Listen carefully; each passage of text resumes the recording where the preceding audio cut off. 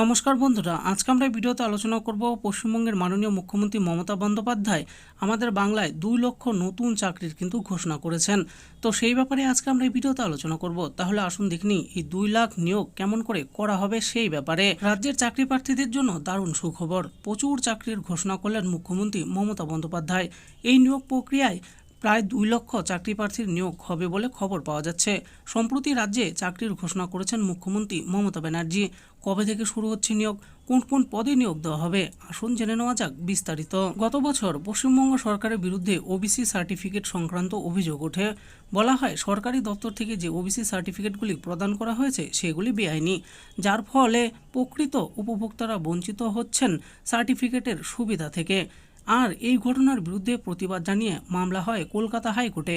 উচ্চ আদালত রায় দেয় 2010 সাল থেকে সমস্ত ওবিসি উপভোক্তাদের সার্টিফিকেট বাতিল হবে। আর সার্টিফিকেট বাতিল হওয়ার দরুন স্থগিত হয়ে যায় রাজ্যের সরকারি নিয়োগগুলি।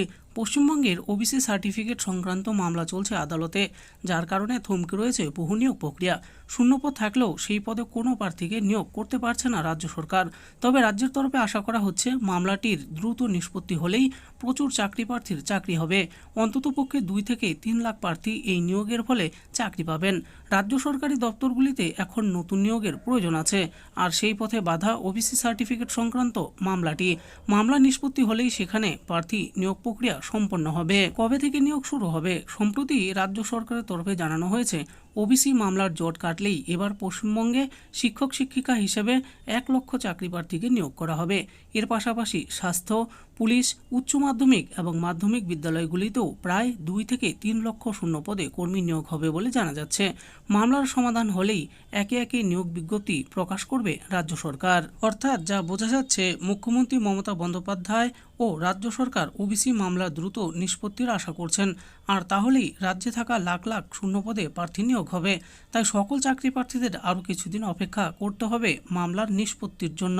তো বন্ধুরা, দেখে নিলেন আজকে আমরা ভিডিওতে আলোচনা করলাম ওয়েস্ট বেঙ্গল গভর্নমেন্ট মাননীয় মুখ্যমন্ত্রী মমতা বন্দ্যোপাধ্যায় পশ্চিমবঙ্গে প্রায় 2 লক্ষেরও বেশি শূন্য পদে কর্মী নিয়োগ করতে চলেছেন। তো এই কর্মী নিয়োগ কেন হচ্ছে না, কোন কোন পদে নিয়োগ করা হবে, কবে থেকে শুরু হতে পারে, সেই ব্যাপারে এই ভিডিওতে আমি আলোচনা করেছি। আশা করি ভিডিওটি আপনাদের ভালো লেগেছে। আর এই ভিডিওটি যদি আপনাদের ভালো লেগে থাকে তাহলে অবশ্যই একটি লাইক করবেন।